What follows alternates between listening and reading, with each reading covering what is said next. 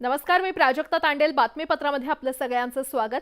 बातमी पाहूयात. 20 जानेवारीला मुंबईतील आझाद मैदानावर आमरण उपोषण करणार असल्याची घोषणा मनोज जरांगे पाटलांनी केली आहे. बीडमधील इशारा सभेतून जरांगेंनी सरकारला इशारा दिलाय.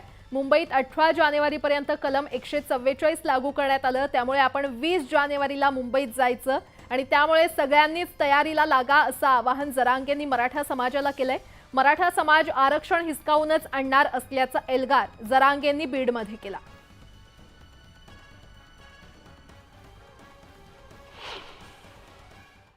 त्यांनी आपल्याला नोटिसा दिल्या आणि त्या मुंबईला 144 लागू केला. किती तारखेपर्यंत? 18 पर्यंत. चला 20 जानेवारी मुंबई आमरण उपोषणाला. आमरण उपोषण मनोज जरांगे मुंबईतल्या आझाद मैदानावर 20 तारखेला करणार. त्याला भेटायला मराठे येणार.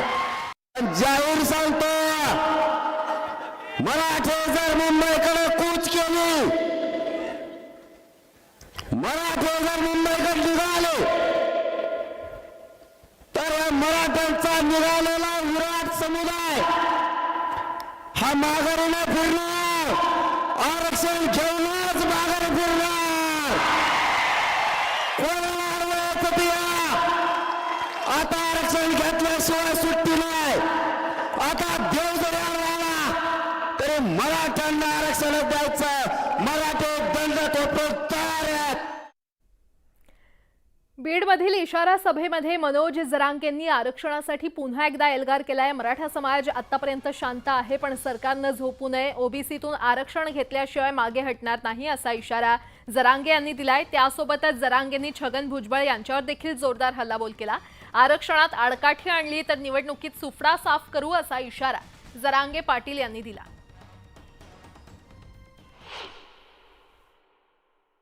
शांतपणाची भूमिका घ्या. त्या व्यक्तीचं ऐकून जर तुम्ही मराठ्यावर अन्याय केला तर तुम्हाला जळ जाईल. एकदा जर मोठा सगळा समुदाय खवळला, शांततेत काय होईना, तुमचा सुपडा साफ झाला म्हणून समजा.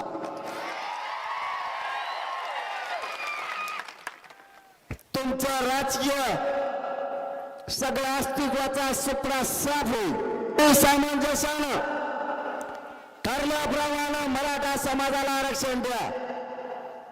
त्याचं ऐकून जर तुम्ही मराठ्यावर अन्याय केला तर आता पुढचं होणारं आंदोलन तुम्हाला 100% जड जाणार.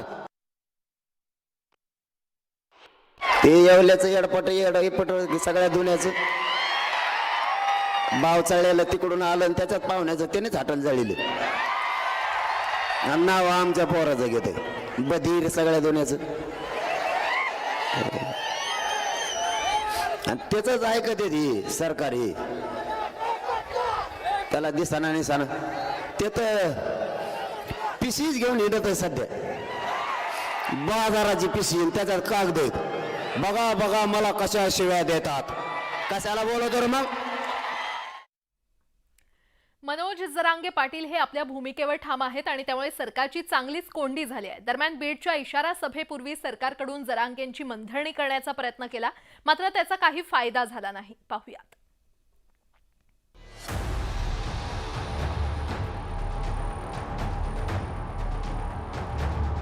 बीडमध्ये मनोज जरांगे यांच्या इशारा सभेमुळे वातावरण ढवळून निघालंय. मनोज जरांगे आपल्या मागण्यांवर ठाम आहे. कुणबी नोंदी असलेल्या मराठा व्यक्तीच्या सोयऱ्यांना कुणबी आरक्षण देण्याची मागणी जरांगेंनी केली. मात्र या मागणीमुळे सरकारची चांगलीच कोंडी झाली आहे. अशातच मराठा आरक्षणावर ठोस निर्णय घेण्यासाठी जरांगेंनी सरकारला दिलेली मुदत काही तासांमध्ये संपणार आहे. या पार्श्वभूमीवर बीडमधील जरांगेंच्या इशारा सभेला वेगळं महत्त्व प्राप्त झालं होतं. या सभेपूर्वी सरकारकडून पुन्हा एकदा जरांगेंची मनधरणी करण्याचा प्रयत्न केला गेला. आमदार बच्चू कडू आणि मुख्यमंत्र्यांचे स्वीय सहाय्यक मंगेश चिवटे यांनी बीडमध्ये जरांगेंची भेट घेऊन चर्चा केली. ते जे 4 शब्द त्यांच्या तज्ञांना लिहून घेतलेले सरकारच्या वतीने आलेले मंत्री महोदय होते, त्यांचे तज्ञ होते, कायदेशीर तज्ञ होते, अभ्यासक पण होते.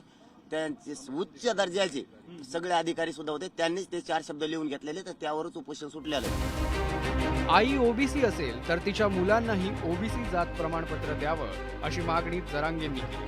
मात्र जरांगेंची ही मागणी मान्य करणं शक्य नसल्याचं बच्चू कडूंनी पुन्हा एकदा स्पष्ट केलं आहे. आईची जात भेटण्याबाबत मी काही मान्य देत नाही, त्याला काही शक्य नाही. कारण आता समजा एससी समाजाची आहे किंवा ओबीसी समाजात इतर समाजाची आली तर 1-2 पोर आहे, तर एक आई एक असं म्हणून का एक असं करून घ्या का आईची जात एका पोराला लावा आणि बापाची जात एका पोराला लावा, तर एका कुटुंबात 2 जाती तयार होऊ शकतात. ऑक्टोबरमधील उपोषणादरम्यान सरकारनं जरांगेंना काही आश्वासनं दिली होती. कुणबी नोंदी सापडलेल्या मराठा व्यक्तीच्या सोयऱ्यांना कुणबी जात प्रमाणपत्र देण्यात येणार असल्याचं सरकारनं सांगितलं होतं. मात्र सोयरे या शब्दाच्या अर्थावरून सरकार आणि जरांगेंमध्ये मतभेद समोर आले. देशामध्ये कुठेही लग्न झाल्यानंतर पत्नी म्हणून जी येते तिला जात आणि तिची जात मुलांना लागत नाही, हे जगाच्या पातळीवर सगळीकडेच आहे.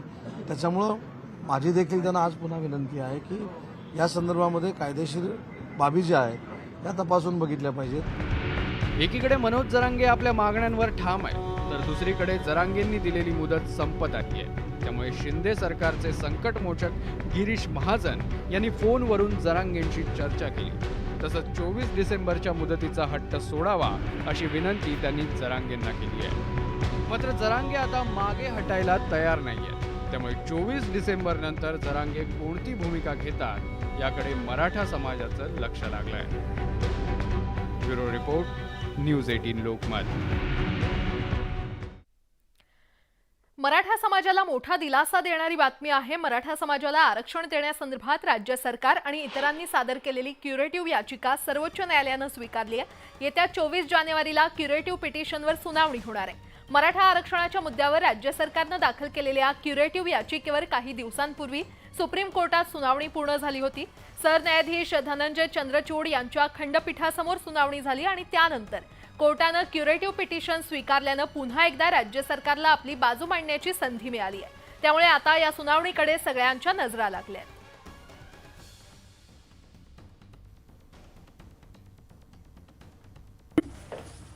क्युरेटिव्ह संदर्भात माननीय सर्वोच्च न्यायालयाने आज भाष्य केलेलं आहे. येत्या 24 जानेवारी रोजी सुप्रीम कोर्टाने परत एकदा सुनावणीसाठी क्युरेटिव्ह पिटिशन ठेवलेली आहे.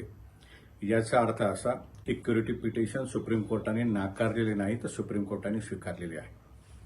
यामुळे मला विश्वास आहे लवकरात लवकर याच्यामध्ये सुनावणी होईल व मराठा समाजाला हक्काचं आरक्षण मिळेल.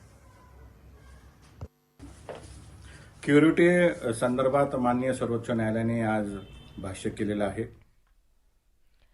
राष्ट्रवादी काँग्रेसमधील फुटीनंतर खरा राष्ट्रवादी काँग्रेस पक्ष कोणता आणि घड्याळ हे चिन्ह कुणाचं असा प्रश्न निर्माण झाला होता. खरं तर हे प्रकरण निवडणूक आयोगात असतानाच उपमुख्यमंत्री अजित पवारांनी पक्षावर दावा ठोकलाय. पाहूयात.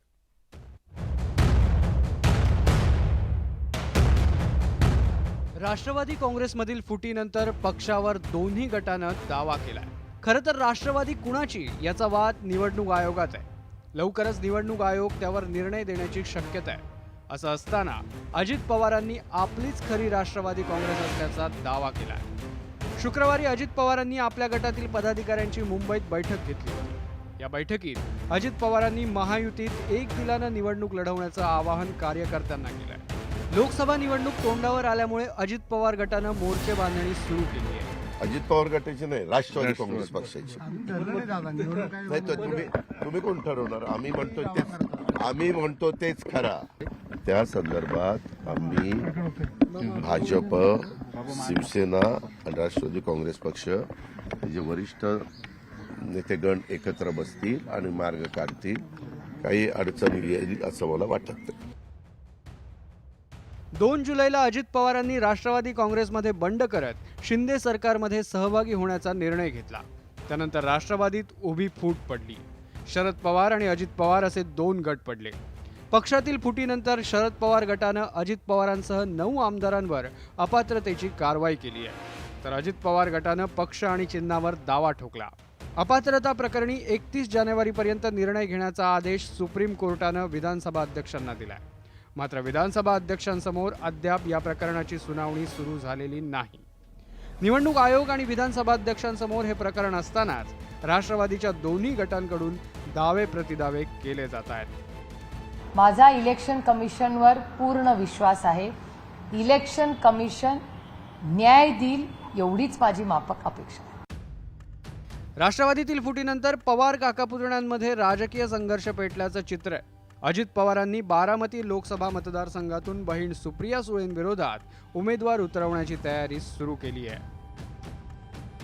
लोकसभा निवडणुकीच्या तोंडावर युती आणि आघाडीत जागा वाटपाची चर्चा सुरू झाली आहे। इंडिया आघाडीत लवकरच जागा वाटप होणार असल्याचा दावा केला जातोय। मात्र महायुतीत अद्यापही जागा वाटपाची कोणतीच हालचाल दिसत नाहीये। पण आगामी लोकसभा निवडणुकीत पवार काका पुतण्यांमध्ये राजकीय संघर्ष पाहायला मिळण्याची शक्यता आहे। Bureau report, news 18 Lokmat. आणि यासोबतच न्यूज 18 लोकमत मध्ये वेळ झाले। खरं तर या बातमीपत्रामध्ये वेळ झाले इथेच थांबण्याची। मात्र ताज्या बातम्यांसाठी पाहत रहा न्यूज 18 लोकमत।